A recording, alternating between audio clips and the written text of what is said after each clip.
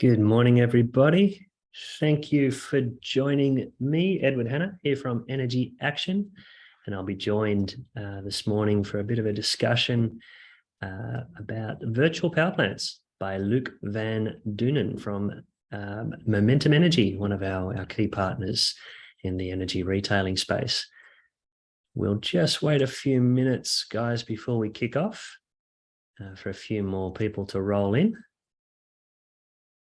Then we'll get started. You're looking well there, Luke. You're all ready to go? All ready to go, Ed. Yep. How are you doing? Yeah, great, mate. Great. Sunny day here in Sydney.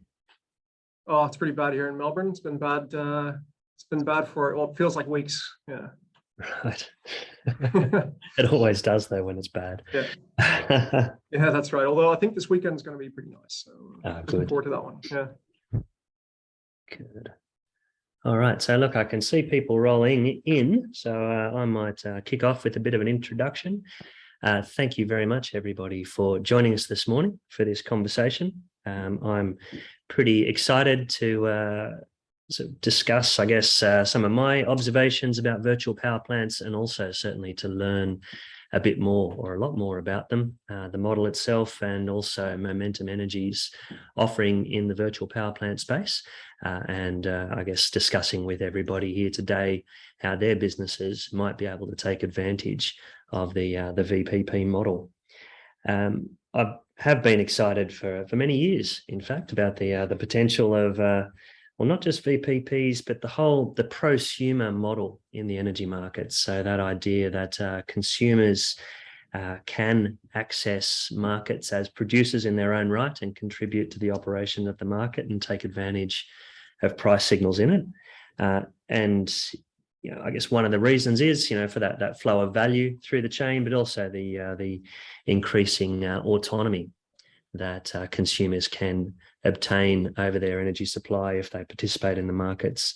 The general idea of the prosumer model is that the consumer, traditionally a price taker in the Australian energy markets here, can leverage the assets it has and the control it has over its assets and communications technology to synchronize with other assets across the market that may belong to other people to add up to a viable impact on both the supply-demand equation, but also power quality challenges that we're seeing across the market.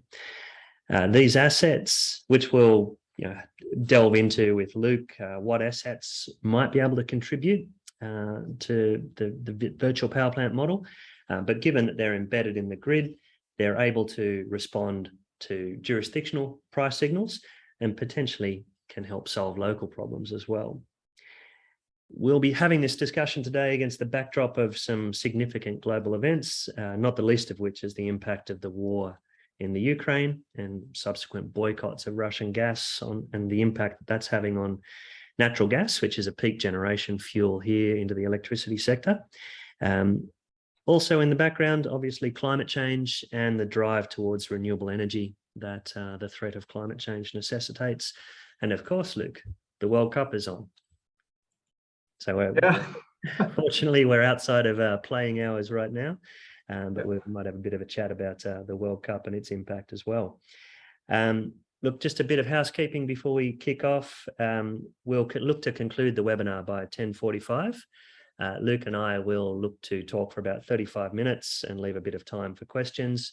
We do, however, welcome questions through the course of the discussion. Zoom, we're all on Zoom, and Zoom supports a Q&A panel and also chat if you'd rather chat with us, and we'll be monitoring both of those services as we go. All right, I've got the screen right now. I'll flick to Luke later on in the presentation when he gets to talk more. But right now, I guess by way of introduction, I'm going to take the opportunity to introduce Luke Van Doonen first. As I mentioned, Luke works with one of our energy retailing partners, Momentum Energy, which is part of the Hydro Tasmania group. Luke is a globe-trotting mechanical engineer and Dutch football enthusiast. I might be overplaying that, Luke, but I'm going to. And he's here to give us his views on the chance of the Netherlands this year in the World Cup, and perhaps more pertinently, to help us understand the opportunity that joining a VPP program provides to business energy consumers, and to lead us on a bit of a deep dive into the Momentum VPP model.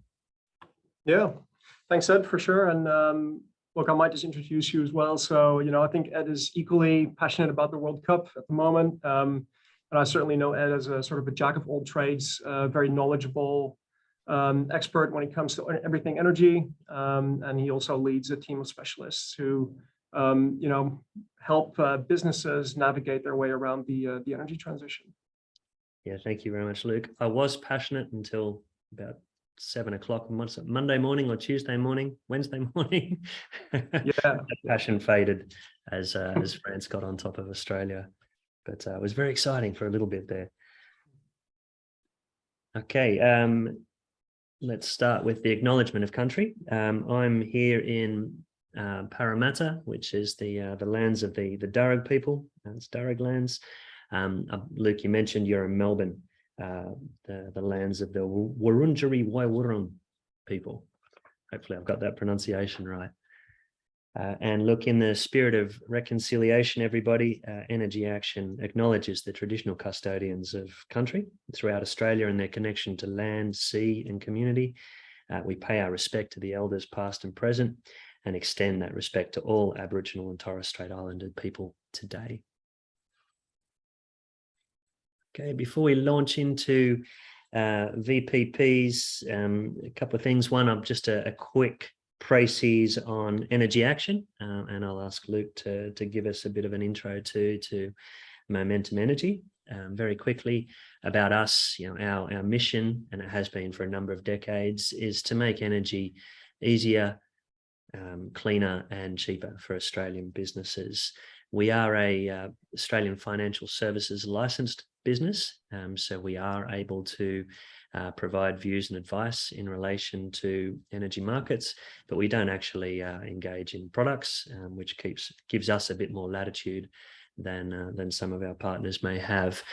Our business was started over 20 years ago. I was here at the time. It was great fun. We are now a trusted and independent energy partner to over 7,000 clients and about 25 to 30 energy retailers, although that number is fluctuating in the current market, Luke. We look to walk the talk. You may have noticed on our opening slide that we are Climate Active accredited. We obtained that last financial year. We're looking to maintain that this year. So we are a net zero business ourselves, and we're trying to work with our customers to ensure that they've got the tools and ability to do their bit to protect the world as well. We work with small and large sites, a number of very large customers, but also medium business. It all adds up to about 20,000 sites across the market that we're supporting with their energy buying and energy management needs. And as I said, trying to help all of our customers make energy simpler, cleaner and cheaper. So Luke, if I may ask you to tell us a bit about Momentum. Yeah, absolutely. So yeah, Momentum Energy, we are part of Hydro Tasmania, and within the Hydro group, we've also got Entura. So we are Australia's largest generator of renewable energy. And I can safely say that every single one of my 1,300 colleagues are extremely passionate about sustainability and renewable energy. So as you can see here, we've got basically those three entities, Entura. Some of you may not have heard about Entura before. They're basically the brains of the group, if you like. There are engineering consultants, and they do a lot of work on all things renewable energy across Asia Pacific, so not just limited to Australia. And then Momentum Energy is our retail arm. So we retail in South Australia, Victoria, New South Wales, and Queensland. Some London, Tasmania, and Hydro Tasmania. So we basically operate several gigawatts of renewable energy. Obviously, mostly in Tasmania. So over 30 hydropower stations and several wind farms as well. The battery of the nation, Luke. Yeah, that's a really big one, and some great news, obviously, a couple of weeks ago around that. So it seems to be progressing pretty well, which is a lot of work has been put into that with from a lot of people in my team in the team. So that's amazing. Yeah. Yeah, right. Yeah, great pedigree and right at the forefront of the energy transition we'll talk to today. Luke, can you tell us a bit about what's going on in relation to Yeah. emissions and Look, your I thought I'd be a little bit cheeky here and pop this slide in there. So, and just in case you missed us, that's that little arrow there. So, this really shows how we stack up compared to some of our biggest competitors here in Australia. So obviously we're Tasmanian government owned.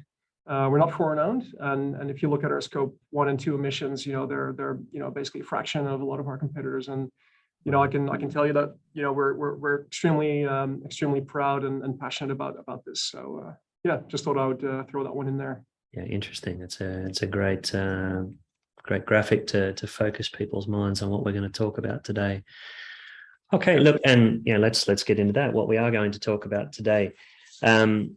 Look, I'm going to speed through some background stuff on the energy transition that we're in the middle of, and then we'll settle down to hopefully give Luke the lead on educating us all about VPPs.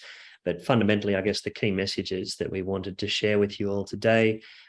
Firstly, the energy market is in transition. Our view is that we are in a period of sustained price and supply volatility. I guess it's pretty easy to say, well, that's obvious. We expect that volatility to continue for the better part of a decade at least. And I guess that's where the real difficulty is in trying to understand how quickly the tech stack or the generation stack is going to transition. And we'll be through that process. So we'll explore that a bit today. I guess a key message through that period of volatility, sustained volatility, participating in a virtual power plant program can provide price hedge cover to customers and also raise new revenue opportunities from your infrastructure, existing or planned, that you may not have had the chance to consider yet. We're going to then do a bit of a dive into what is a virtual power plant and unpack the model a little bit and look at some of the opportunities and go a bit lateral on the revenue opportunities that are out there. And then we're going to sort of explore how businesses are actually using this today, with Momentum Energy in particular, although there are a number of businesses out there working with other partners too. I'll try and ask Luke some difficult questions that he can answer about real world case examples. And we'll try and get a feel for the whole process of installation through to income. And off the back of that, we will delve into the Momentum VPP proposition.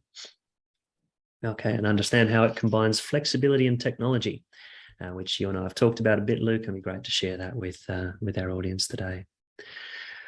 Okay, to take a bit of a step back, though, on that energy transition, I've got the face of Antonio Guterres up on screen and I think a pretty important quote that he sort of presented to the world back in February this year. Really focusing the whole world's attention, not just on climate change and the issues of emissions, but the opportunity that energy systems present around the globe to be a significant response to it. The present global energy mix is broken, and fossil fuels are a big part of the problem, according to Mr. Guterres. I guess the last bit of the quote, though, I want to address you to, a prompt, well-managed transition is the only pathway. And VPPs, I think, are going to become increasingly important as part of that prompt and well-managed transition. We'll explore with Luke exactly how quick to deploy, but there's a lot of flexibility and latent potential across the market out there now. We're going to explore it from the point of view, and Luke certainly is going to talk about the opportunity that VPPs present. I guess in the background, part of my build up to that discussion, though, is subtly trying to make the point that there's a responsibility on those businesses that can contribute their assets to balancing supply and demand to start thinking about how they can do that to best effect for their businesses and the market more generally. Okay. So why do energy emissions matter at all? Fundamentally, the pathway to net zero for Australia starts with the energy system. Again, I guess as background, I picked up an article a few months ago, June this year, some reports from the International Energy Agency alerting us to the fact that average temperatures in Australia are rising 35% faster here than the annual average global warming index is rising. That means that temperatures have been rising at 0.042 degrees each year here in Australia, average temperatures, over the last 2 decades. So that sense that we've all got, and we certainly all got a big, thick taste of it in the summer of 2019, the end of 2019, with the bushfires around the country, that sense that we've all got that things are changing here in Australia, well, they certainly are, according to the IEA. And the energy value chain itself, you can see on screen there, it represents 33% of Australia's emissions as calculated and reported by the National Greenhouse Office, or Department of Climate Change, I should say. And beyond that, I guess, once we have the energy system on a path and renewable, then there is significant scope to address the next 2 biggest sources of emissions by the electrification of stationary energy outside of electricity, and the electrification of transport, and potentially down to other industrial processes as well, such that a renewable energy system has the potential to deliver a 75% reduction in emissions, and obviously drive scope 2 and scope 1 emissions right down. Not an easy challenge though. While the energy system is a good target, the technologies exist, the engineering is well understood, as Luke will attest. The market forces the centralized control of what was relatively few participants. It's now expanding, more and more participants coming in, and new capital coming in to solve problems. The electricity market too is domestically insulated, and significantly, it's very reliably and well metered. So it's actually very easy to understand the impact on emissions reductions in the sector. Another feature, I guess, that's significant, energy systems and the current grid does not like extreme heat very much, and doesn't like exposure to extremes of the weather. So it will, as we've seen over the course of the last few years, it will fail in the face of higher temperatures and more volatile weather. So, even without the emissions issue, without the desire to move to renewables to reduce emissions, it has to change in order to brace itself for changing weather. Okay, what it means though on the ground, the Alinta Energy CEO Jeff Dimery came out a few weeks ago very bravely, very loudly, pronouncing an expectation in his business that they will have to increase prices to customers. This is mainly for the regulators' benefit, I think, by 35%. He's talking there about domestic customers. So what it shields us from is the fact that energy contract prices, which are about 50% of that total load for domestic users, need to rise by about 70% to be sustainable, to cover that 35% increase. That's significant, and certainly a lot of business consumers across the markets this year, particularly on the East Coast, have seen energy price increases well in excess of 75% over the next couple of years. As I mentioned earlier, our view of sustained volatility means that that's going to continue. There will be opportunities, but you need to be watching those markets closely and working with flexible partners to get them. The ongoing decarbonisation of energy, it's a trend set to continue. CEO of Origin Energy, Frank Calabria, said so in February 22, and that was off the back of Origin's announcement that Eraring, one of the, I think it's 20% or 25% of New South Wales coal generation fleet, will be pulled out of the market early. They're not going to fight to maintain that project. They've also moved out of gas exploration as a business. Although that said, Origin's in the headlines last week and this week because they're being courted by a new investor and likely to be taken off the stock market. So we'll see what impact that's going to have on their decarbonisation plans going forward. We do know too that Labor government in place since earlier this year, and it has passed its 2040 net zero goal into law and set targets around significant reduction, a 43% reduction in emissions by 2030. And look, the last point, and we'll come back to it today, local and decentralized solutions will be required to solve the problem of generation intermittency, which is, I guess, the first challenge, or the challenge that we're seeing right now as we transition. Okay, what have we seen in the markets, and what are we seeing today? Higher prices and sustained volatility.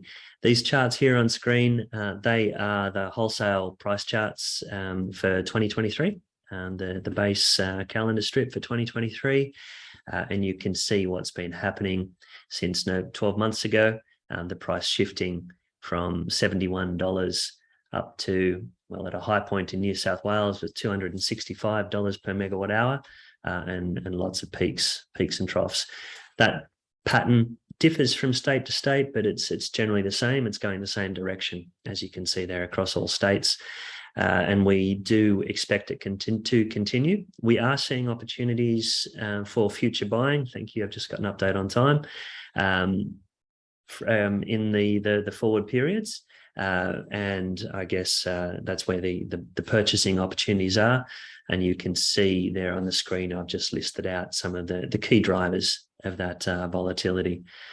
Okay, then the big challenge, as I mentioned, is understanding how long we're going to be in for this as we see greater renewables output and lower gas demand manifest in the markets. Until we see that manifest in the markets. The policy outlook, a couple of headlines, some of the noise you'll find anytime you switch on a radio, TV, or open a newspaper these days, or an email. What we are seeing is obviously a lot of focus on cost of living pressures. Cost of living as well is going up. Cost of living is probably pertinent for a lot of us. But also we're seeing a lot of talk about price regulation in the market. Certainly AEMO stepped in short term in 2022. The compensation is still to flow from that event in July. We see state governments announcing their investment in renewables, very large sums of money. There's talk about short-term price controls for gas on the east coast of Australia. Everybody's watching that very closely, and that's driving immediate volatility for gas customers. There is the prospect of AEMO stepping back in next year, and we're looking forward to a capacity market stepping in, and that'll be relevant to VPPs as we get forward. It all adds up to, I think, over the course of the next half decade or longer, ongoing opportunity for demand side management and small scale renewables behind the meter. And VPPs are a great mechanism for accessing those markets. Just a quick measure of the scale of the change. This slide here demonstrates the generation mix today. Even with all the noise and investment we've seen thus far, we are still about 70% dependent upon fossil fuels on the East Coast here in Australia. And the outlook, I suppose, trying to come to grips with what that energy transition is going to mean between here and 2040. Look, it's significant. Two scenarios that are particularly interesting for people. There's something approaching a BAU scenario, which means a 43% cut in emissions by 2030. That relies on an 82% transition across our market from about 30% right now to 82% over the balance of the decade, 8 years. Given the issue of intermittency, that means investment to support 5 times the current capacity of the NEM. And if we're going to get really excited about energy, Australia as an energy superpower, by 2040, that would mean a 43 times investment in capacity across the market, building energy systems the size of Hydro Tasmania across the north end of Australia to support a hydrogen industry. I think that's what that's predicated on. We are going, coordination of participants is going to be critical, and agile responses from consumers and organizations like Momentum Energy will be critical. Great. That's my setup. Luke. Yeah. Let's move on. I'm going to throw the screen to you, mate, and ask you to explain what's a VPP. And maybe my first question to you is, how do you, what does it mean to you personally? When did you first start getting interested in VPPs? That's a really good question. Look, I actually, and hopefully you can see my screen. I'm just sharing that at the moment. Yeah, awesome. So yeah, look, when I started working in VPPs actually in the Netherlands back in 2015, back when VPPs weren't really a thing just yet, and it was certainly a very interesting space to be working in at the time. And I worked on actually getting some batteries trading into the markets, the frequency response markets at the time. And they were installed at a potato farmer and a pig farmer, actually. Those were the first assets that we controlled at ONG at the time. Yeah, so that's feels like a long time ago. Yeah, right. Yeah. Right. So look, I might just kick it off with just going back to the basics, really. What is a virtual power plant?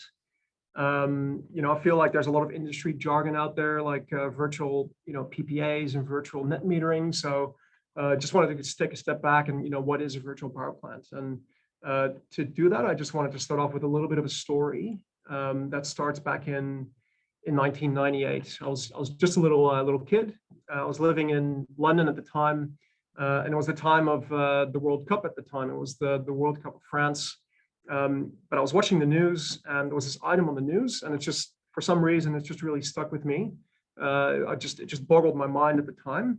It was an item. They were interviewing a coal-fired power plant operator. So you can just picture, these operators sitting in this room with big screens, and in this coal-fired power station. And amongst those screens, they were watching the football.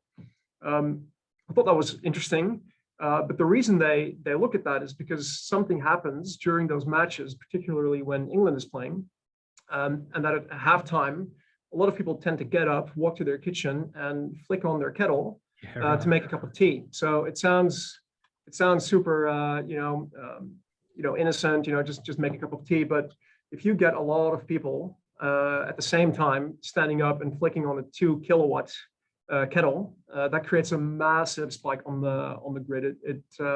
In fact, I just did some quick back of the envelope calculations this morning. I think you only need about 500,000 kettles to be flicked on for basically a whole power station, coal-fired power station, to have to ramp from 0 to 100 to be able to cover that load. And you can imagine there's tens of millions of people watching England play, right? Yeah. Right. So this is really what those power plant operators are doing. They're watching the match, and then as halftime starts, they ramp them up. So it's actually been calculated. I tried to find the source, but I couldn't. But I read one somewhere that globally around the world, all these power stations that are standing on, basically running idle standby for these peaks, not running very efficiently. You can imagine that all those power stations around the world are basically responsible for 2 to 3% of global emissions, which is equal to the whole aviation sector. So it's incredible, right? And it's extremely unsustainable. And you can imagine in a modern world with Internet of Things and smart assets, we can do something different. And that's really what a virtual power plant is. So imagine that instead of having these coal-fired power stations sitting idle, ready to ramp up, imagine we just switch off or switch down, the air conditioner or the heating in a big office building like the one that I'm sitting in today. Or what if we just pause the charging of an electric vehicle just a little bit, just for a couple of minutes? Or maybe we can discharge some batteries that are installed, for example, at those farms that I mentioned earlier. If we have enough of those little assets scattered across the country, and we group them together in a virtual power plant, then we can essentially do the same thing as those coal-fired power stations. So that's what a VPP is. All right. So not to diminish sorry, Luke, just jump in there, not to diminish the engineering challenges there. That does sound politically more palatable than asking Englishmen to forego a cup of tea at halftime. Yeah, that's. I don't think anyone will accept that. There will be, there will definitely be strikes. Absolutely. And look, if you just look at this slide, right? So this is just really shows that in as part of the renewable transition in the future, we're going to have obviously a lot of, this is great news, closure of those coal-fired power stations. So we won't even have that solution anymore, right. Which is great. But we're also going to have more and more wind and solar, which is obviously variable. We can't really control it, a lot of it. And obviously, people switching on a kettle at halftime is similar to people coming home at 5, 6 p.m. switching on their aircon and plugging in their electric vehicle, right? So that creates a similar massive spike on the grid. So, this is just some data from the latest ISP, and you can see we'll need several gigawatts of controllable, controllable capacity to help bring that under control. Yeah, they're big numbers. I guess they're consistent with that 5 times number we saw earlier. And virtual power plants, Luke, do you see them as like a significant contributor that has dispatchable load to that 57 gigawatt hours of backup? Absolutely. I mean, if you look at these electric vehicles, they'll be a big problem, but at the same time, they'll also be a solution to the problem, right? Because they're basically batteries on wheels, right? As an example. So, a lot of that flexibility will just need to be controlled and orchestrated in an efficient way to make it all work in the future. Cool. Is my view. Yeah. Yeah.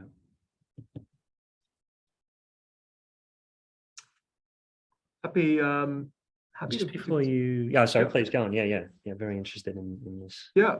So I'm happy to just maybe dive a little bit deeper into how a VPP works. So, as I mentioned, we're basically taking all sorts of assets that we can control, whether that's a battery or that a big air conditioner or heater in a building like this one.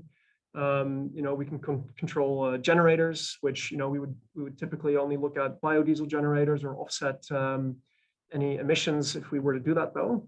Or those EV charging stations that I mentioned, we'll take those, group them up, aggregate them up, and trade those into the available markets. So some of the typical markets where VPPs would typically operate are the wholesale spot market. So typically most people, they're on a fixed price, but in the background, the spot market goes up and down all the time. It can go down to negative $1 per kilowatt hour and all the way up to $15.50 per kilowatt hour. So that's a big opportunity if you can discharge your battery at that time. And look, I guess, the corollary there, direct exposure to that can be extremely risky, but working with a VPP or a DSM partner can give you some protection as well as give you access to those opportunities, to those revenues. Exactly right, and that's something that we offer with our VPP. For sure, we'll probably dive into that in a minute, but that's a really good point. Yeah. Similar. We've got sort of cap contracts, which is basically where a customer says, "Hey, you've got the right to control my asset in return for obviously payment." And then there's frequency control, which is really a contingency product that AEMO, our market operator, uses to keep the grid balanced during contingency events. So. If you've got transmission lines dropping out or, a power plant tripping, for example, that can create a big shift in the grid frequency, which needs to sit at 50 hertz.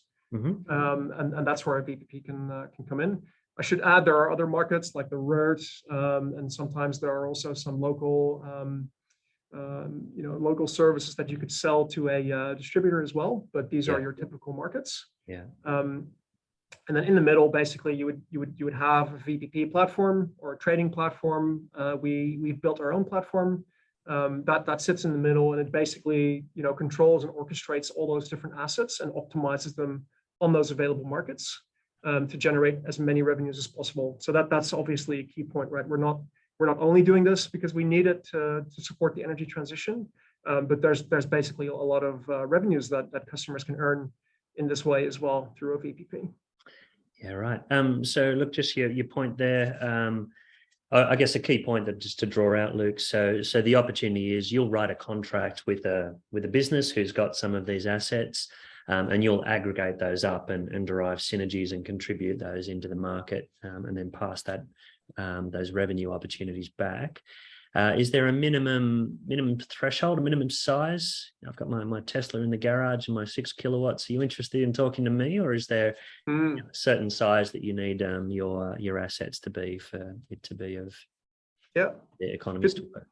Really good question. And definitely your Tesla can definitely help out, right? With even if it can't push energy back into the grid, you can still pause charging, for example. But at Hydro Tasmania and Momentum, our VPP offering at the moment, we're only focused on businesses. Yep. And with that, we've actually got a customer at the moment. They've got some batteries. They're Tesla batteries, actually. They're actually the smallest one is about 53 kilowatts. Wow. But the biggest one is 290. We're talking to a lot of customers that have much bigger batteries as well. Yeah. So to answer your question, what kind of size, it really depends on the asset and the situation. Ideally, we're looking at sort of 0.5 megawatt and above, so 500 kilowatts and above, but we can certainly, and we have and we will consider, portfolios as well to reach those thresholds. Yeah. Right. We used to say in Australia, we're not talking sheep stations, mate, but maybe we're going to get used to saying we're not talking power stations, mate. Yeah. 53 kilowatts will get you in the game. Interesting. Mm. Cool. All right. Look, just before we jump into, I'm going to ask you some questions about the features of your model in a moment, but obviously Energy Action has been watching the opportunities for demand side management and then the VPP response, the aggregation response, for a number of years, and very keen to help our energy consumers take advantage of new market rules and some of the pricing conditions out there. And I think the promise, I'm talking about sustained volatility, I think, and also new tech and new players and new market rules, that defines a new opportunity for VPP.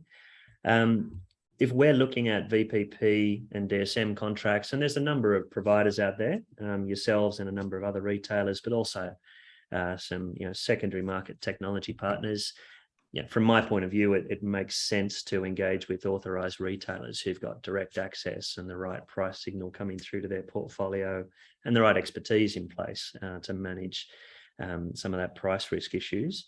When we're working with our customers, what we're trying to work through with them is, can a VPP work for you? What assets have you got? Are you planning to invest in? What revenues could we generate?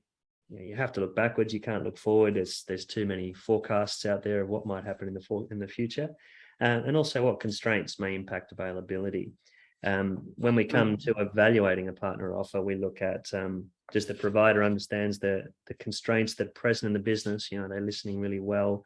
Is the call on technology appropriate? Is it a human signal and that's right, or is it a technology signal that's well controlled, etc.? We got the notice periods and the minimum call times all sorted out, and we can respond to those. And then I guess the other key points is what confidence have we got in the operations of the VPP? Have they got the experience? Do they understand dispatchable load and how to use that in the market? Have they got the technology stack to support that? And then finally, of course, what's the share in revenue model that's out there? So that's what we look at. Yeah. Is that a good sort of launch pad for you, Luke, to tell us a little bit about the momentum model?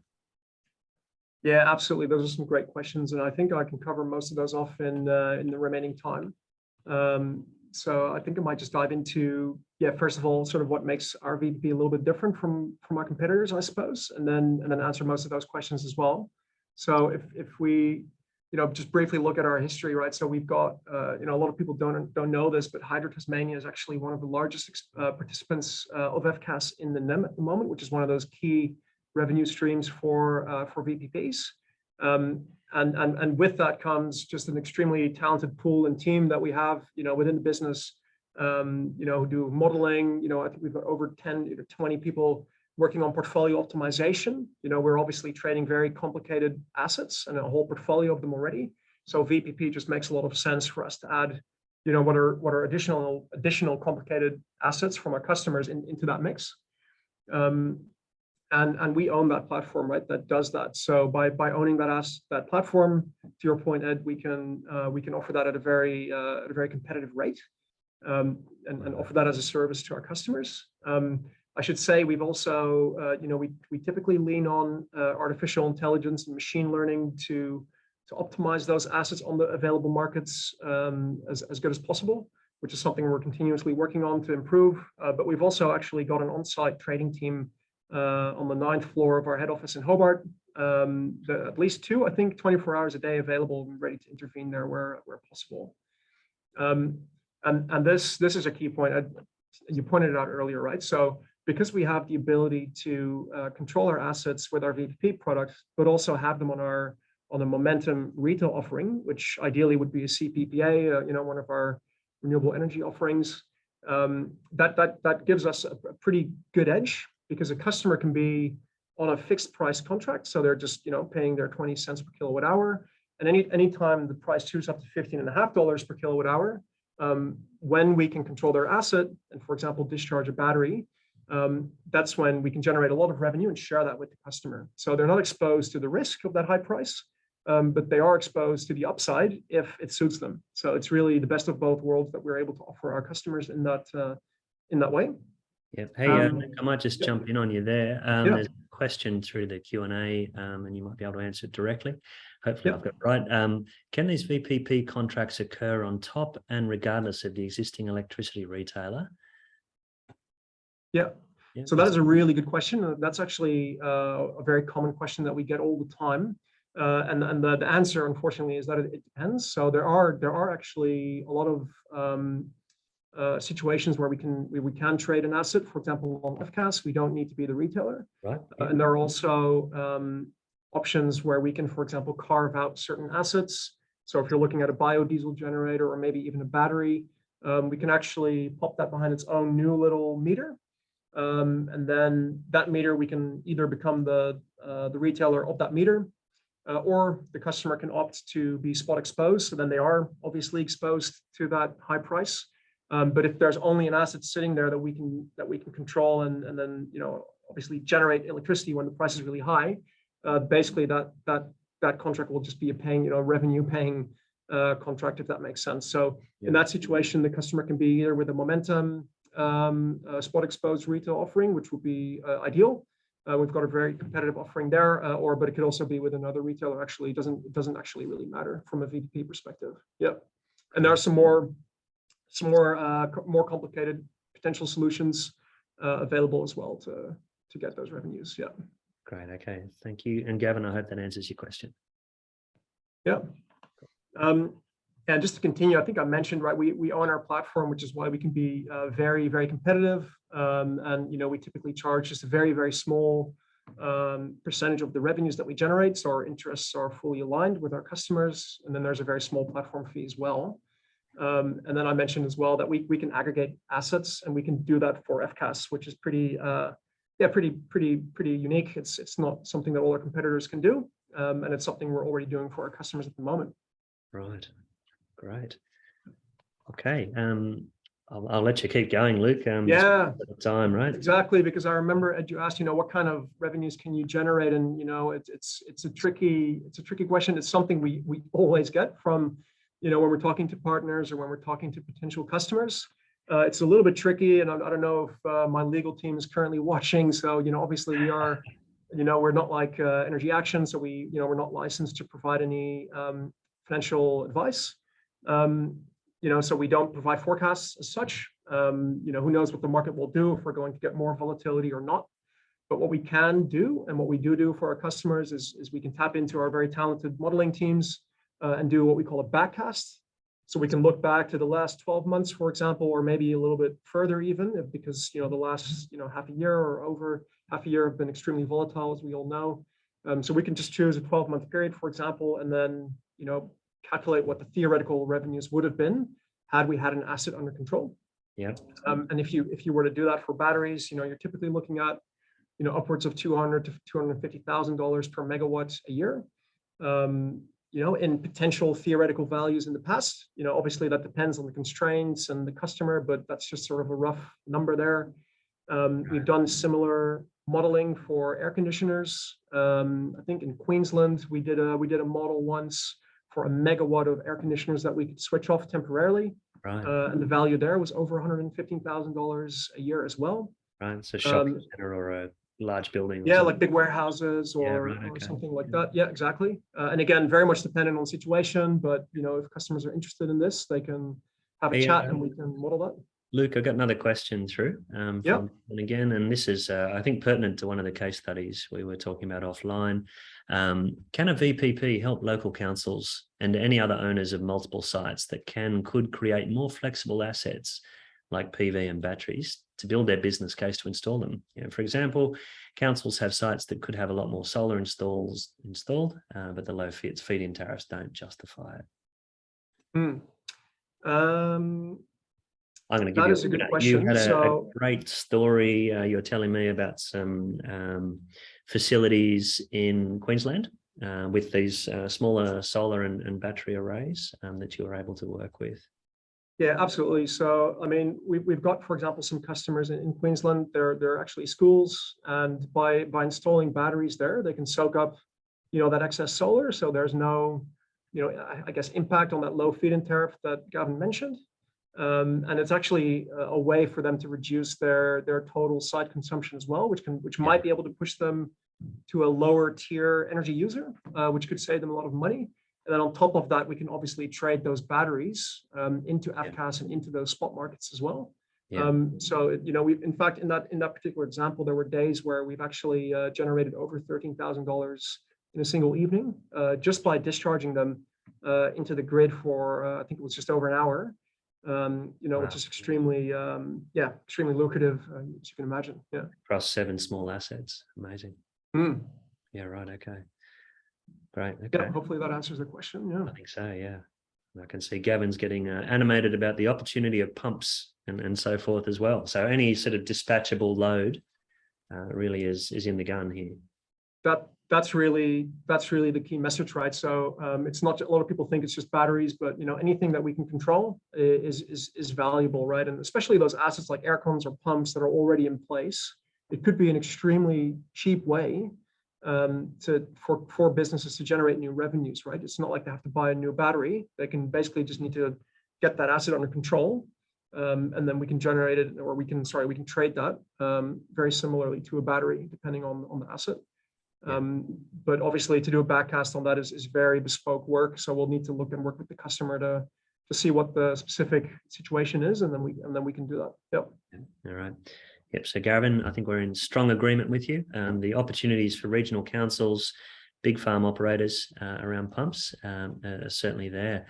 You mentioned too, Luke, logistics, with large air conditioning loads, feasibly shopping centres and commercial buildings as well, if they have the flex, and I presume refrigeration, all of those loads, right? Oh yeah, cold stores. Yeah. Exactly right. Yeah, totally right. Yeah. Cool. Oh, great. Just with time, we've run over time, unfortunately.